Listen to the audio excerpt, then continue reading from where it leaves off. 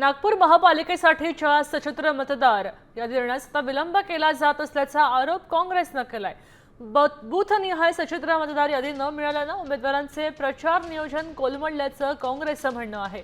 निःशुल्क यादीसाठी पैसे आकारले जात असल्याचाही आरोप त्यांनी केलाय, पण प्रतिपृष्ठ 2 रुपये आकारून विकली जात असल्याचाही आरोप होतोय।